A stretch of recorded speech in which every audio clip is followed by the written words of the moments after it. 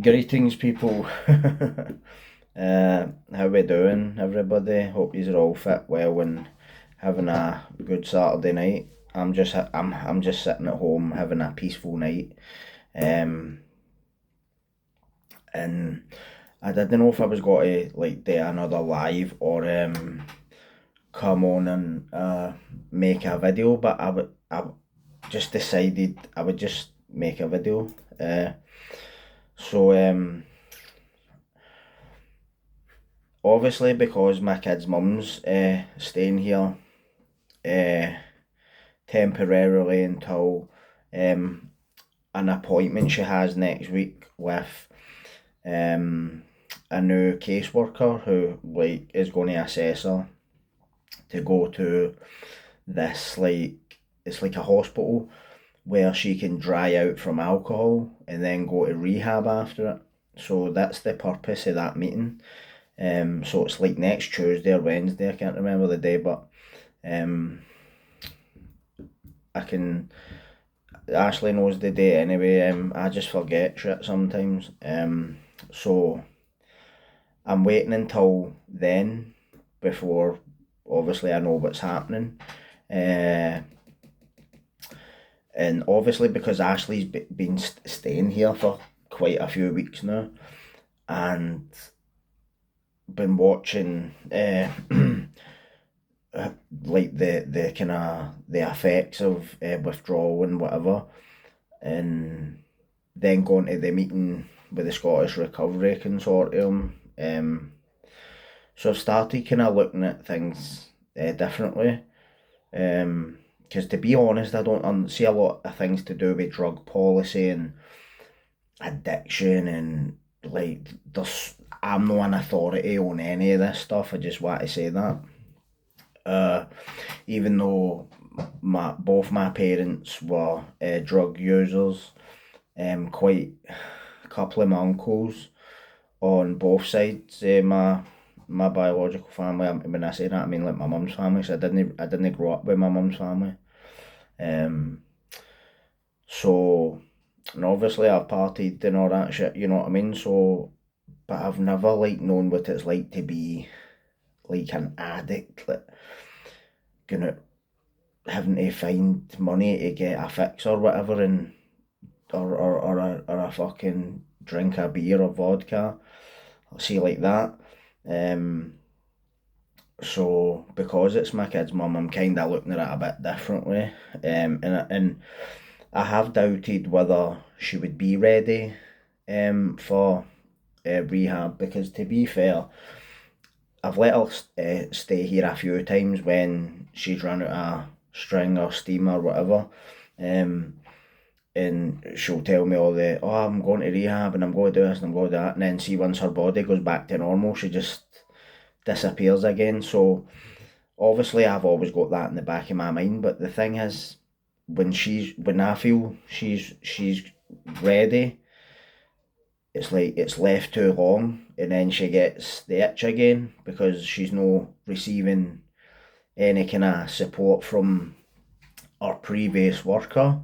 I'd listened to this guy a few times on the phone because I would let Ashley use my phone to call him, and it would always be on loudspeaker, and this guy was just, he just sounded so pessimistic and arrogant the way he was talking to her, and it was pissing me off, right? Not gonna lie. And I remember the last phone call that Ashley had with this guy. He actually offered the methadone, right? I heard it with my own ears, and I'm not going to lie. I ended up taking the phone and having words with him, like telling him, like, you better fucking sort this or pass her to somebody else because you're not helping at all.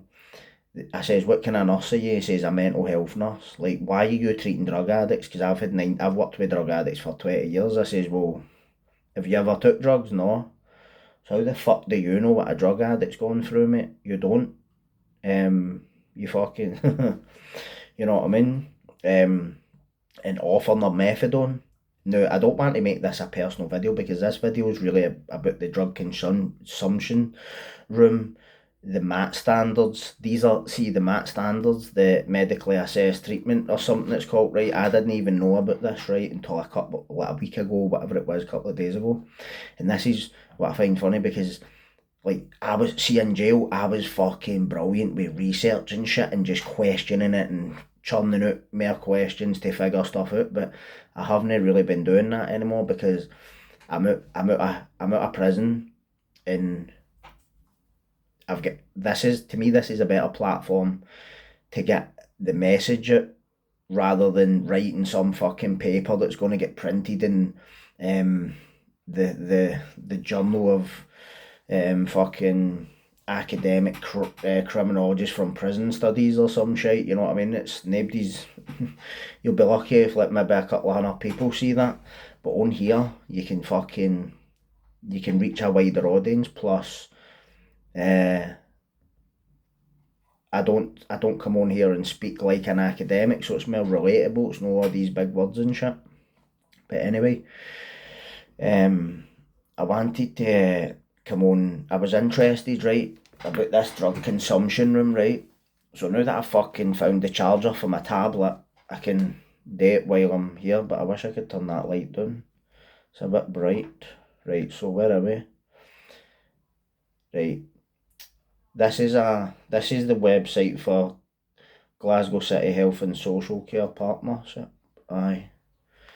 Right, so homepage, right? Safe drug consumption facility. It's called the Thistle, and it opened on Monday the 13th of January 2025, right? And I just want to read a wee bit of this. Now bear with me, right, because it is a bit fucking, this shit does get a bit tedious, right? Found the brightness, huh? So Glasgow City Health and Social Care Partnership, shortened to HSCP, is working with NHS Greater Glasgow and Clyde and other partners to develop a pilot safer drug consumption facility, SDCF. This will be the first safe drug consumption facility in Scotland and the UK. You know, that's pretty, you know what I mean? First one in the UK, in Glasgow. What does that tell you about the fucking drugs that are polluting the streets now, man? That must say something. I would think so, you know what I mean? I'm not a fucking expert. But the safe drug consumption facilities are supervised healthcare settings where people can inject drugs obtained elsewhere in the presence of trained health and social care professionals in clean, hygienic environments. The service aims to reduce the negative impact that injecting outdoors has on local residents, communities and businesses, reduce the harms associated with injecting drugs on individuals, and support people to access help to improve their lives. The Thistle is the first of its kind in the UK. Now, couple of things here. If I'm looking at this right, I'm thinking to myself, is this just being for people who, it's like, there's people that want to try and get like off drugs, and there's probably people who don't. And is this like kind of the people who don't want to get clean, or is it both kind of people, right? Because I'm thinking to myself, why would, see, the people who are there want to get off drugs, like why are they trying to help them get off drugs rather than just sitting, oh here mate, there's your needle and just, but I'll make sure you're alright. And I don't know like what they've gone, but I would like to go and like get a tour of it to see on the ground, fucking, know what I mean? That's how you suss it out yourself. And I'm trying to find, I want to look for the address, right? Because imagine, I've asked Ashley this, right? My kid's mum, I says, would you go there if you had to use? And she says, no, why would I travel, say it's fucking 3 miles, why would, whenever I get what I need, that's where I'm using it. I'm no fucking jumping on a bus to go here, so I see the point in that, right? So I would like to kind of go down. I would actually like to go here and actually speak to some of the people who are using it, because it would be quite interesting to ask them what kind of help they're getting in there, and why are they travelling to this place? Do they need to travel? Is it close by? Whatever. Because I think then you can start analysing it better, if you get me. So it's a, look at this. Are you interested in finding out more about the Thistle? Everyone is welcome to visit the Thistle. We're organising visits, and they'll include a short tour of the service, and you can also learn about what we offer and our goals. You will also have the chance to ask any questions you may have about the service. See below for dates, and it's every one of them's fully booked for the 13th of March right up to fucking July, August and September. I might email them, take them up on that, so I can jump in a bus and go and get a better idea. See, rather, my experience of dealing with most people with addiction is family or friends, right? So how can you be objective? How can you be objective in looking at addiction sometimes? Because obviously you care about these people not, but sometimes they do things that frustrate the absolute shite out you, man. But there's, like, I know people that have disowned family and close friends through addiction, like stealing or just, but that's their choice. Do you know what I'm talking about? But where was it? Yeah, so that was a press release from the 4th of March 2025. Families information, service user information. So that's part of NHS Glasgow, Greater Glasgow and Clyde, as they would say, right? Now, here we have these MAT standards, medication assisted treatment, right? That's what it stands for. Access, choice, and support. So this is a publication, a Scottish government publication, right? Fucking used to read these a lot for when I was doing my studies. So the kind of, what do you call it? It's an academic word. Fucking can't remember the abstract. It's like the wee intro bit, right? And it says evidence-based standards to enable the consistent delivery of safe, accessible, high-quality drug treatment across Scotland, right? These are relevant to people and families accessing or in need of services and health and social care staff responsible for delivery of recovery-oriented systems of care. Recovery-oriented. I don't, and that's me just reading the first. That's not even the first paragraph, right? That's not even the foreword, right? So here's the foreword here. Forward from people with lived and living experience of substance abuse. The road to reducing drug-related deaths is rocky and twisting, but is one we must persevere on if we are to go any way towards making Scotland a safe and happy place to live for everybody. All lives are precious. All children should expect to be nurtured and feel safe. All parents should expect their children to live long, productive lives. As members of the Scottish Drug Death Task Force with lived experience, we have a responsibility to ensure that every avenue is explored, that the range of options is wide and daring, and that the people have options available at the right time, whatever the circumstances. And see, before I even continue, with these standards, right? What I want to say is that I would agree with that, right? But you need to want to take the help. right?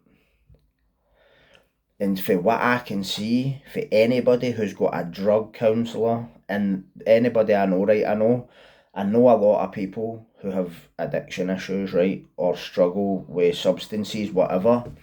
Not all of them go and see drug counsellors, but the ones that have drug counsellors are all telling me the same stuff. They're being offered methadone for fucking basically no reason. What I want to know is, what is the big thing with methadone in Scotland? Why is our medical services just throwing this at people? And let me ask you something else. How can somebody stay on methadone in this country for like 20, 30 years?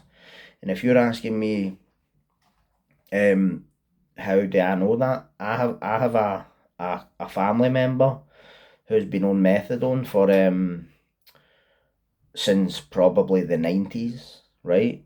So where's the exit strategy, right? Because a lot of people that I know who struggle with addiction that are on methadone are using on top of it. So who's getting who's getting paid for all this methadone getting dished out? I mean, like in prison as well. That you go and look at when they call the methadone queue, you should see the size of this queue, right? It's like fucking hell. It's giant. I think I read somewhere that Ballini prison in Glasgow's get the highest methadone consumption, like in fucking Europe, Western Europe or something like that. Like for being a prison with like say a few thousand people in it. Pretty frightening. And it seems to be there's no exit strategy. So where's the recovery oriented? Where's the sorry? Where's the recovery oriented practice in that? Offering my kid's mum methadone to come off alcohol and a mild opiate that was it was weaker than methadone, and he offered her methadone. I heard that with my own ears, which is why I went fucking nuts on the phone. So when I'm looking at that forward, which we support the implementation of the MAT standards across our nation as an integral part in challenging all services to strive for excellence and provide high quality care no matter where you are in the country. So tell me something. Why is the attitude towards people with addiction in our health service just almost like they're ex-cons? Like, what I mean by that is, anybody I know, like my brother, my uncle, or my kid's mum, no matter what they have wrong with them, they could have a fucking broken arm, but see, as soon as they phone up the health service, a doctor, any health professional, as soon as they say that they've got drug addiction issues or alcohol issues, they just treat them like fucking scum. I remember one time Ashley took a seizure in somebody's house, and when the paramedics got there, when they found out that she had taken drugs, I can't remember what the story was, but I can ask her. It was pretty, it was enraging, because if you want to help people, and if that person isn't trying to hurt you, and you're like your job is to save people's lives, what the fuck are you doing in that job if that's how you're treating somebody's mother, sister, daughter, whatever, son, brother, know what I mean, whatever, any other sucker, know what I mean? Fucking that really annoys me. See people besmirching their code like that, like just worse. You're worse than the thing that you despise, mate. You think you're fucking high and mighty, do you know what I mean? But you're really no. Sorry for the fucking rant, but so I want to look at these MAT standards, right, just briefly. Uh, Evidence that standards have been successfully implemented. I'm not even going to read that, eh? Oh, look, here's one of them. Treat people with dignity and respect. You might want to fucking start doing that. I'm not saying this about everybody, obviously. There's going to be a lot of good people out there who want to help addicts and stuff. But just by looking at the titles of these standards, so many is there? There's 10 standards, right? First one, same day access, right? All people accessing services have the option to start the MAT standards from the same day of presentation. This means that instead of waiting for days, weeks or months to get on a medication like methadone, fucking hell, what is it we're using methadone, man? Or buprenorphine, a person with opioid dependence can have the choice to begin medication on the day they ask for help. So where's the same day access for fucking rehab? I know I'm no a scholar on this and all that stuff, but why build a fucking safe consumption room? Why not build a fucking rehab, mate? A state of the art rehab. You're gonna get people who'll probably fucking take it, know what I mean? But anyway, standard 2, choice. All people are supported to make an informed choice on what medication to use for MAT and MAT standards and the appropriate dose. People will decide which medication they would like to be prescribed and the most suitable dose options after a discussion with their worker about the effects and side effects.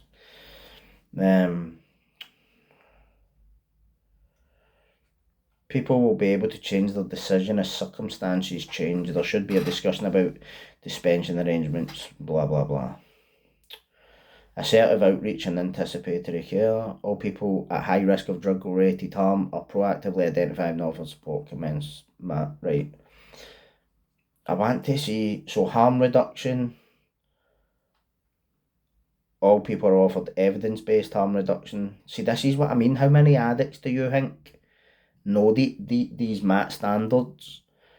I'd never heard it, right, obviously, but because, like, I'm not going to lie, studying anything to do with drug addiction was just no my thing. I'm more into forensic stuff, like forensics, all that stuff. But I'm going to start getting into this. Do you know what I mean? But I don't know if I'll be able to stay objective. I hope I can. Standard 5, retention. All people will receive support to remain in treatment for as long as requested. A person is given support to stay in treatment, right? Does treatment, I want to know, for as long as, sorry, right? A person is given support to stay in treatment for as long as they like in a key transition times such as leaving hospital or prison. People are not put out of treatment. There should be no unplanned discharges, right? What I want to know is, what does rehab come into this treatment? Because this sounds like this postcode lottery shite, which I told you, I think it was last year, when Ashley was going through one of these episodes and she wanted to go to rehab, and I called this place up that said they would take her, and then they called back the next day and said, we can't take you, you don't have a certain postcode, like you don't live in this postcode. And I was going fucking crazy. Ashley's mum actually called them up and was just quite vocal, as you would be. And Ashley actually said to me, she says, I think that was my drug worker who put the kibosh on that, who put the blockers on it. And I wouldn't like to think that was the case. But you can see why, obviously, I fucking jumped down his throat, you know what I mean? Psychological support, probably one of the biggest ones. This standard focuses on the key role that positive relationships and social connection have to play in people's recovery. Exactly. Stop hanging about with like people who are still active in that life, you know. I say this to Ashley a lot, you know. If you're still sitting with people who are doing this stuff, you're still gonna do it. You know what I mean? Mental health, trauma informed care, right? This is all. I need to pick this apart, but I just wanted to make a short video on this, and it's probably not even really interesting to a lot of people, and I get that. Like, it only kind of piqued my interest because of the situation that I'm in with my kid's mum just now. Do you know what I mean? Because she is what she is, but I'll be fucking damned, mate, if I ever let anything happen to her or let her die. Like, do you know what I mean? I know that she's going to continue to use until she gets into this place, right? And to expect her not to use is just, it's not an option at this point. She still like drinks in the morning and stuff, but she doesn't drink to get drunk. She's just drinking to fucking feel normal. So hopefully, something will happen this time. And I would like this is this is probably just the tip of the iceberg. This is probably going to be like a little pet project now, because obviously being to that meeting last week where there was other representatives like at this Scottish Recovery Consortium. I think I'd said there was a guy who I knew from prison. He for like 2004, 2005, guy in shorts. He's running his own fucking rehab now, you know what I mean? So it just shows you people can do it. And I'm telling you just now, if Ashley does this, I'm telling you, man, like, she would be amazing at helping people that are in her situation. She would be amazing at it. I'm more of a reserved person. I sit and watch and think and analyse, you know what? She'd fucking talk to the devil, do you know what I mean? That's what I always say. You'd make fucking friends with old Nick the devil, do you know? Funny, man. But she's got a heart of gold and she means well, do you know? She doesn't, like, she doesn't go her way to hurt people. She's just messed up, you know what I mean? And whatever it is that's going on, well, she'll need to address that when she goes away as well. Like, obviously, I don't know, I think I mentioned this. Ashley's brother died of a drug overdose when I was in prison. Do you know what I mean? And her mum's worried sick about her, man. It's no nice, do you know? But that's that. But I'll leave it there. And hope you all have a good weekend. And I'll see you all next time I'm back on. Good night.